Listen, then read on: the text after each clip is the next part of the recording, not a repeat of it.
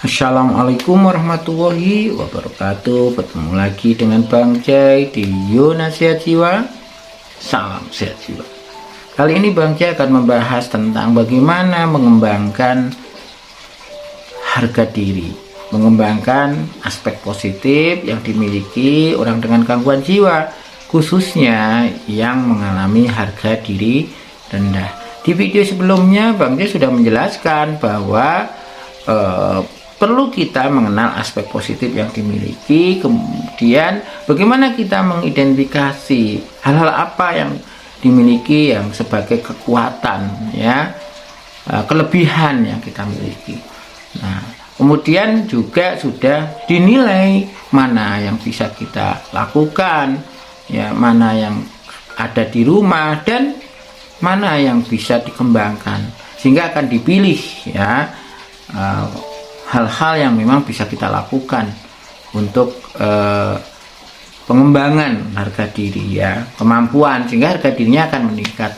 Nah, tentu ini penting sekali bagi keluarga dan caregiver untuk membantu ODGJ ini sembuh dan pulih kembali, sehingga mempunyai kepercayaan diri untuk bangkit dan mempunyai harapan yang bagus, ya. Nah, karena itu silakan simak sampai akhir, ya. Jangan lupa di subscribe, ya, berikan like serta komentar, ya. Nah, di dalam mengembangkan aspek positif ini tentu sudah dipilih dong, ya. Bisa saja latihan yang paling sederhana saja, tidak usah yang muluk-muluk dulu. Misalnya nih, mencuci piring, mungkin biasanya mencuci piring ini dilakukan oleh orang lain, padahal sebenarnya dia bisa juga loh, ya, mungkin belum terlalu sempurna, ya. Nah, apa sih sebenarnya mencuci piring itu? Nah, seharusnya ODGJ ini juga tahu persis, ya, pengertian dari cuci piring, ya, kegiatan yang dilakukan secara rutin, ya, ketika, ya, kita menjumpai ada piring, pokoknya alat-alat makan kotor lah, ya.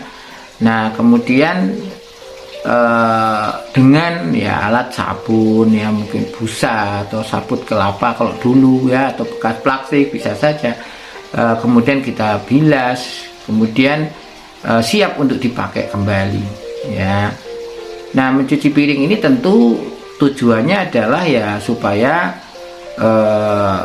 piringnya bersih, ya, kemudian tidak bau, tidak berlemak, ya, kemudian juga akhirnya siap dipakai. Nah, demikian juga dengan alat makan yang lain, ya, misalnya sendok, garpu, ya, atau alat masak yang lain. Jadi yang penting adalah bersih dan siap digunakan. Tentu kriteria bersih ini yang harus diketahui oleh ODGJ, ya, supaya apa? Tidak salah lagi. Nanti takutnya kalau kriteria bersihnya dan siap pakainya keluarga dengan ODGJ ini berbeda, takutnya ada yang salah, nanti dicaci, dimaki, atau dimarahi. Nah, yang awalnya sudah mau berusaha belajar mengembangkan aspek positif, ya, tidak jadi, ya, itu resikonya seperti itu. Makanya harus dijelaskan. Jadi mencuci alat makan atau khususnya mencuci piring ini, kriteria yang baik seperti apa, ajarkan, jangan hanya menyuruh saja. Sana piringmu dicuci sendiri. Nah, dia mencuci, ya, sepengetahuan dia, ya, dia mencuci piring versinya dia benar, mungkin pernah lihat seperti itu. Nah, itu alasan kenapa di rumah sakit jiwa pun pada saat dirawat sering diajarkan cara mencuci piring atau mencuci alat makan. Tujuannya adalah, ya, supaya untuk dia paham ada kriteria, oh ya, mencuci piring atau mencuci alat makan yang baik itu seperti itu. Nah, ini keluarga atau caregiver ketika menghendaki ODGJ-nya mau mencuci piring atau alat makan sendiri, ya, mestinya dijelaskan, jangan tidak, ya, supaya membantu mengambil keputusan kapan berhenti menggosok atau membilas piring itu, ya. Nah, kemudian tentu alatnya. Nah, ini, ya, kadang-kadang orang bisa mencuci piring tapi tidak tahu alat yang bisa digunakan. Nah, ketika mengajarkan mencuci piring atau alat makan, ya, tentu kan harus disediakan alat makan atau piring yang kotor, ya kan. Kemudian berikutnya apa ya, tentu sabunnya, sabun cair ya, sabun untuk cuci alat makan ya. Kalau dulu tuh pakai abu gosok ya, nah atau plastik bekas. Kalau sekarang kan sudah ada busanya ya kan. Nah kemudian berikutnya apa ya, tentu kita lihat di rumah itu mungkin berbeda-beda ya. Ada yang menggunakan wastafel atau tempat cuci piring ya yang besar, ada kerannya, ada juga, tapi tidak sedikit yang masih menggunakan ember. Nah kalau menggunakan ember bagaimana kira-kira kan gitu. Tentu kan butuh ya 2 lah minimal ember ya, atau 1 tapi nanti diganti airnya. Nah tentu ini kan disesuaikan ya. Kemudian ketika alatnya sudah siap, nah jangan lupa mungkin perlulah ada plastik kecil bekas yang bisa untuk menempatkan sisa-sisa makanan ya. Nanti kalau dibuang begitu saja, nah bisa saja menyumbat selokan atau menyumbat tempat cuci piringnya itu ya, sehingga perlu dipersiapkan. Nah kemudian tentu langkah-langkahnya ya, pertama, kalau memang alat makan yang kita cuci itu bervariasi ya, banyak, misalnya ada piring, ada gelas, ada sendok ya, apalagi ada mangkok dan sebagainya. Tentu yang pertama kita akan cuci adalah gelasnya dulu ya, atau cangkirnya dulu ya. Kemudian berikutnya, urutan berikutnya baru piringnya, kemudian sendoknya ya. Nah untuk gelas ataupun piring ya, mau tidak mau sisa makanannya itu kita bersihkan dulu di plastik bekas yang sudah disediakan.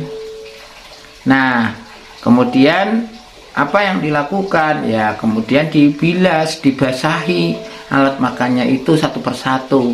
Setelah itu baru disabun bagian dalam dan bagian luar. Sebaiknya sih bagian luar dulu baru bagian dalam ya.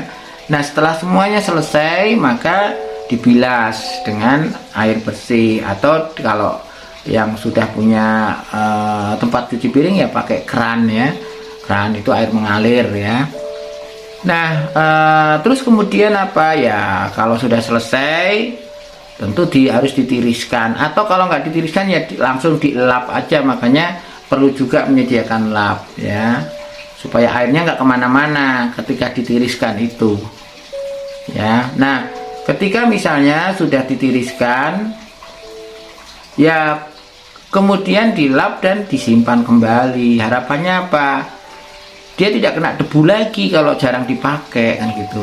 Jadi semestinya ya seperlunya saja. Alat makan yang disediakan atau piring-piring yang disediakan itu ya seperlunya.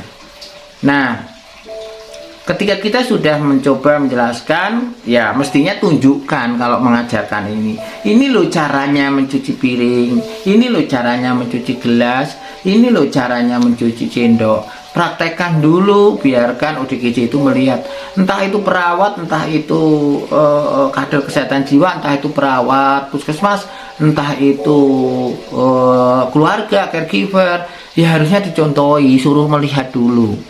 Setelah itu, setelah paham, suruh dia mencoba. Nah setelah dia selesai mencoba dan bisa, berikan penguatan, bagus kamu ternyata bisa kan gitu.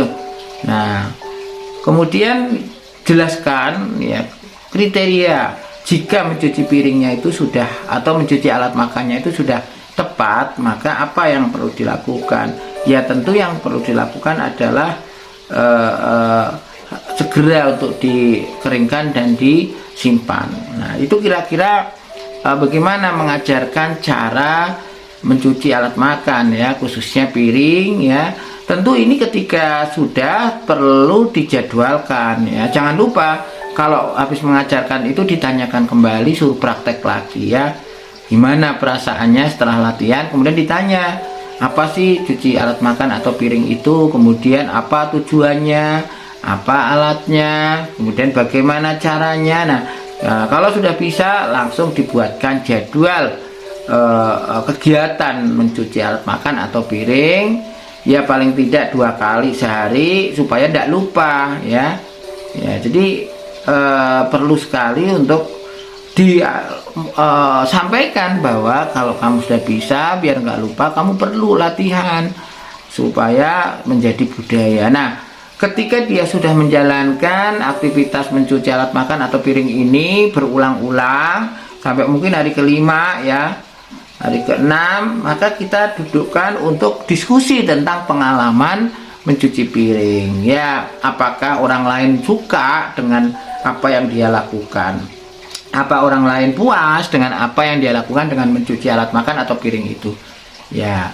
Kalau memang puas ya, tidak komplain, gimana perasaanmu, apa senang. Nah, terus kira-kira menguntungkan nggak, bermanfaat nggak latihan kegiatan mencuci alat makan atau piring ini ya, walaupun itu menurut orang lain mungkin tidak berarti ya, tapi ternyata ya bermanfaat sebenarnya.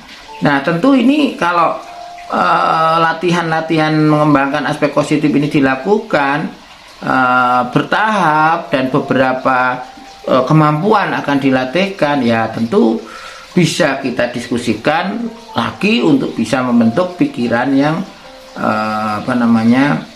positif ya tentang dirinya, bahwa dia mampu ya, walaupun hanya mencuci alat makan atau piring, tapi itu luar biasa daripada nggak bisa sama sekali, atau daripada orang lain yang nyuci piring saja nyuci sendiri, dicucikan. Nah, sekarang dia cuci sendiri, bahkan orang lain merasa terbantu dengan kehadiran dia. Nah, tentu ketika orang ODGJ ini sudah mau mencuci piring ya, kasih reinforcement ya, apalagi sudah sering melakukan kegiatan-kegiatan yang penting. Nah, ketika ini terjadi ya, harga dirinya akan meningkat pelan-pelan, dan ada kepercayaan diri, ketika ada masalah pun akan mencari bantuan atau penyelesaian. Itu kira-kira yang bisa Bang C sampaikan terkait bagaimana cara mengembangkan aspek positif mencuci piring atau alat makan. Nah, semoga manfaat bagi keluarga dan caregiver untuk mengembalikan kemampuan ODGJ dalam melakukan aktivitas sehari-hari ya. Sampai di sini dulu. Wassalamualaikum warahmatullahi wabarakatuh. Sampai jumpa lagi.